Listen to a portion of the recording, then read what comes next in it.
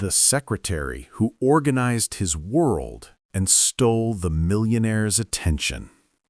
Adrian Hale was a man whose name alone could turn heads in any boardroom. At 37, he was already a self-made millionaire, known for building companies with the same speed other people changed phones. He had the intelligence, the money, the reputation, everything except time. His office was a constant war zone of documents, unfinished plans, ringing phones, and assistants who rarely lasted more than 2 weeks. He had no patience for incompetence and no interest in distractions. That changed the morning Elena Price walked in. She was his new secretary, hired by HR without Adrian even glancing at the resume. He expected another temporary face he'd forget by the end of the month. But when he lifted his eyes from his laptop and saw her standing in the doorway, holding a neat folder and wearing a calm, steady expression, he paused. She didn't fidget. She didn't panic. She didn't even seem nervous. "Mr. Hale," she said softly, "may I come in?" Adrian blinked. "You already did." Her lips curved into the smallest smile. "Then may I stay?" He should have been irritated. Instead, he found himself curious. "Fine, let's see how long you last."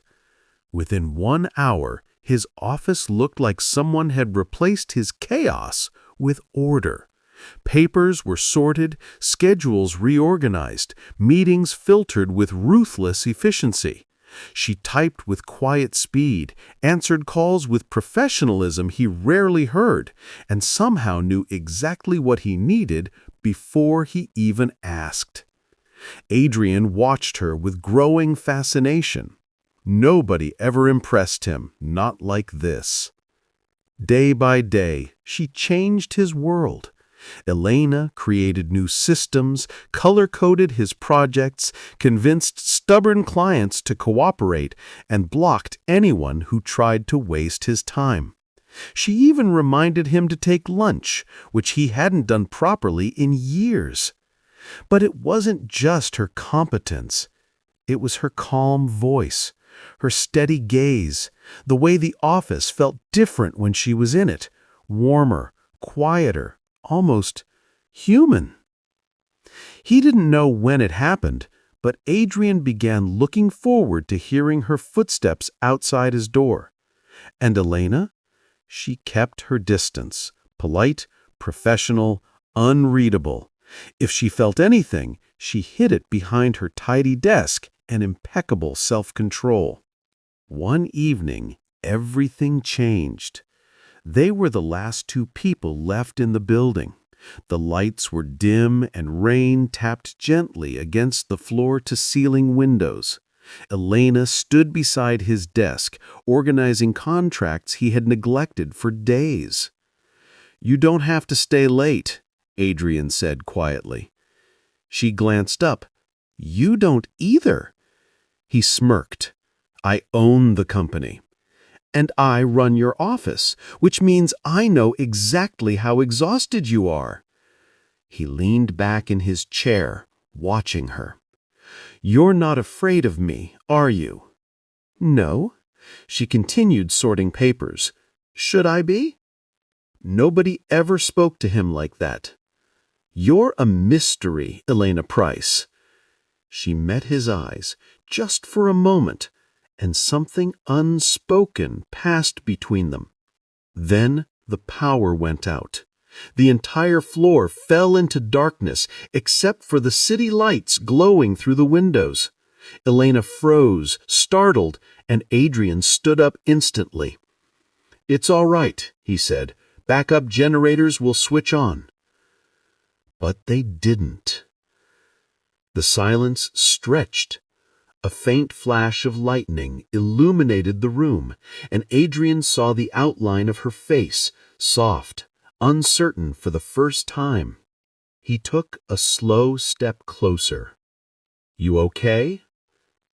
I'm not great with dark rooms," she admitted quietly. He offered his hand. Elena hesitated, then placed her fingers against his. His hand closed gently around hers. In the dim glow of the city, their silhouettes stood close, closer than they had ever been. "Thank you," she whispered. "For what?" Adrian asked. "For being kinder than you pretend to be." Her words hit him harder than they should have. Backup lights flickered on, but neither of them stepped away. Adrian looked down at her, realizing something with startling clarity.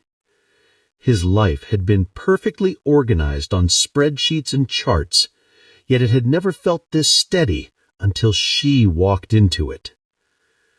"Elena, you've changed everything here." She just organized your office, though her voice trembled slightly.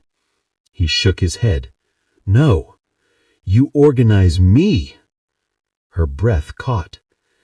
And for the first time in his life, Adrian Hale, the man who had everything, felt scared. Not of business, not of failure, but of losing the woman who had become the one part of his world he couldn't control. He took a breath. "If I told you I felt something for you," he asked softly, "would that scare you away?" Elena's eyes warmed, the calm mask slipping just enough to show the feeling beneath it. "It wouldn't scare me," she whispered. "It might actually scare you." He smiled, a real one, rare and unguarded. "Then maybe," he murmured, lifting her hand to his chest, "we should be scared together." Outside, the storm continued. Inside, something new began, quiet, hesitant, but undeniable. And for the first time, the man who had everything realized he finally wanted something he couldn't buy.